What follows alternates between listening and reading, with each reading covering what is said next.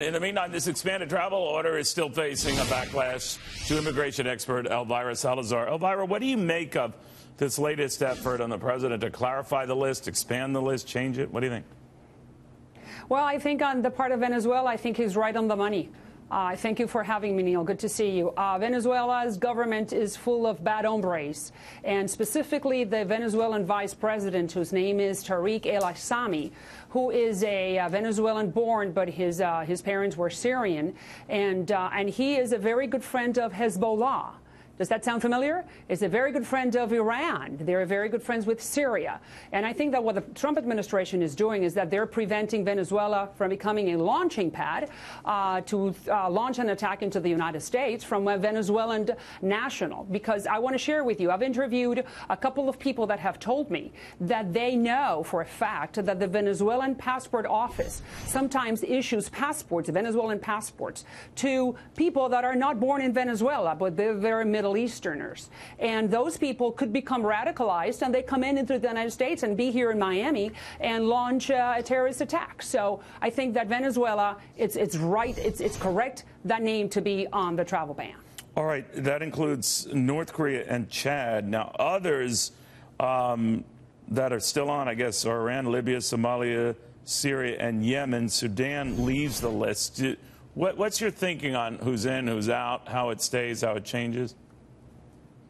Repeat that again. I didn't hear the last part. That Iran, Libya, Somalia, Syria, and Yemen are still on per the original list. I guess the only country that was formally dropped was Sudan before these other countries were added.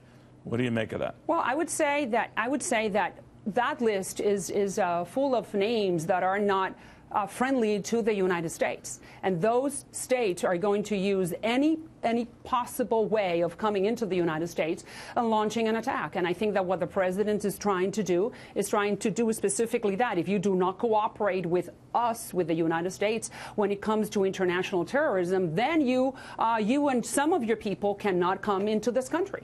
And I go back to, and I would say that Venezuela, and I go back to Venezuela not because I'm very familiar with it, is because that is the closest one. Right, right. And Venezuela has great ties with Iran. We know that Chavez, for the last 20 years, the Chavez and the Maduro government have had a very close relationship with Iran. They used to sell uranium.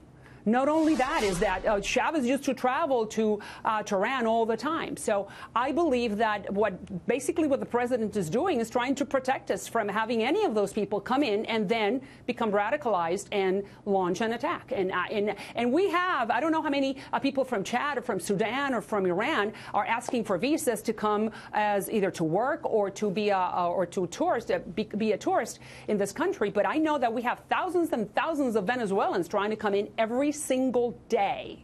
And we got to be very careful. The Venezuelan people are going through a horrible time with that very evil government, because the problem with Venezuela is that they have... But that's not a Muslim ban per se, right? I mean, that's a country that deals with a Muslim country, but it's not really a Muslim ban. Is not a Muslim, but the problem is that Hezbollah and many of radicalized Muslim countries could use Venezuela, which is very close. Venezuela, Caracas is closer than California to Miami, and they could use that launching pad to launch an attack without being detected. All right. Elvira, thank you very, very much. Good seeing you again. Same.